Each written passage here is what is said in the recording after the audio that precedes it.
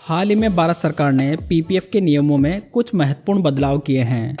तो आज इस वीडियो के माध्यम से हम इन्हीं रूल्स के बारे में समझेंगे। दोस्तों, हम में से कई लोग पीपीएफ के माध्यम से अपनी रिटायरमेंट प्लानिंग करते हैं, तो कुछ लोग टैक्स सेविंग के लिए भी पीपीएफ में इन्वेस्ट करते हैं।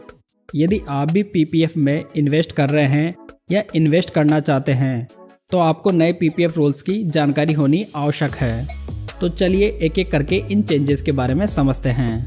पहला महत्वपूर्ण बदलाव है, पीपीएफ के पुराने नियमों के तहत हम अपने पीपीएफ अकाउंट में महीने में कितनी भी बार पैसा जमा करवा सकते थे, यानी कि पैसा जमा करवाने की कोई भी लिमिट नहीं थी। लेकिन अब नए नियमों के अनुसार अब अनलिमिटेड डिपॉजिट्स को बंद कर दिया गया है। अब आप पीपीएफ अकाउंट में मंथ में सिर्फ एक बार पैसा जमा करवा सकते हैं।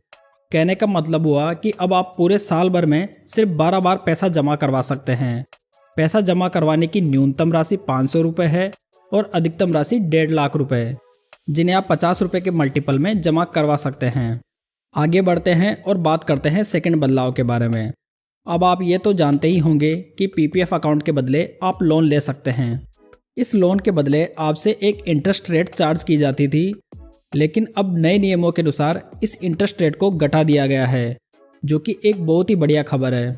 पहले की रेट्स के अकॉर्डिंग हमें पीपीएफ पर लोन 2% की इंटरेस्ट रेट पर मिलता था, लेकिन अब इंटरेस्ट रेट को घटाकर आधा कर दिया गया है, यानी कि इंटरेस्ट रेट अब 1% हो चुकी है।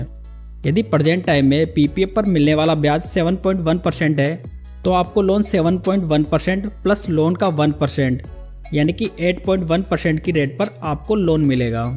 दोस्तों, पीपीएफ पर लोन तीसरे से छठे वर्ष के बीच में लिया जा सकता है। जिस वर्ष आप लोन के लिए अप्लाई कर रहे हैं उससे 2 वर्ष पूर्व आपके पीपीएफ अकाउंट में जितना पैसा जमा है उसका मैक्सिमम 25% लोन लिया जा सकता है। इस लिए गए लोन को आपको अगले 3 वर्ष में वापस चुकाना होता है। आगे बढ़ते हैं और बात करते हैं अगले चेंज के बारे में।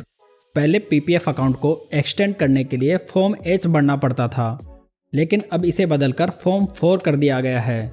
साथ ही इसे थोड़ा इजी भी बनाया गया है, जिससे आपको इसे भरने में आसानी रहे। दोस्तों, पीपीएफ की मैच्योरिटी 15 वर्ष के बाद होती है, जिसे आप फॉर्म 4 की मदद से 5 ईयर्स के मल्टीपल्स में एक्सटेंड करवा सकते हैं।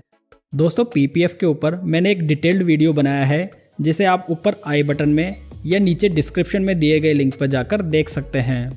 नेक्स्ट बदलाव किया गया है प्रीमेच्योर क्लोजर से संबंधित। यदि आपकी सिटीजनशिप चेंज हो गई है और आप एनआरआई हो चुके हैं, इस कंडीशन में आप अपने पीपीएफ अकाउंट को प्रीमेच्योर क्लोज करवा सकते हैं। इसके लिए आपको अपना आईडी कार्ड, पासपोर्ट और वीज़ा की कॉपी सबमिट करनी होगी। इस कंडीशन में जो भी पैसा आपके अकाउंट में जमा होगा उसका 1% पेनल्टी काटने के बाद आपको वापस कर दिया जाएगा। फाइनल जो बदलाव किया गया है वह सबसे इम्पोर्टेंट है। जब भी आप अपने पीपीएफ अकाउंट को प्रीमेच्योर क्लोज करवा रहे हैं, उसके 3 साल पहले तक यदि आपने इनकम टैक्स रिटर्न नहीं भरा है और साथ में मैच्योरिटी अमाउंट 20 लाख या अधिक है, तो आपको मैच्योरिटी अमाउंट पर 1% का टीडीएस काटकर वापस लौटाया जाएगा। इसलिए आपको हमेशा इनकम टैक्स रिटर्न भरते समय सेक्शन 80C में पीपीएफ की जानकारी अवश्य देनी चाहिए। वैसे पीपीएफ EEE की कैटेगरी में आता है, यानी कि पीपीएफ में किया गया इन्वेस्टमेंट टैक्स फ्री होता है, उस पर मिलने वाला इंटरेस्ट टैक्स फ्री होता है, जबकि मैच्योरिटी अमाउंट भी टैक्स फ्री होता है। तो दोस्तों, ये थे कुछ इंपॉर्टेंट चेंजेस जो कि पीपीएफ रूल्स में किए गए हैं। यदि ये इन्फॉर्मेशन आपको यूज़फुल लगी हो तो इस वीडियो को लाइक, कमेंट और शेयर ज़रूर कीजिएगा। तो चलिए दोस्तों, फिर मिलते हैं किसी नेक्स्ट फाइनेंशियल सॉल्यूशन के साथ। तब तक जय हिंद, जय भारत।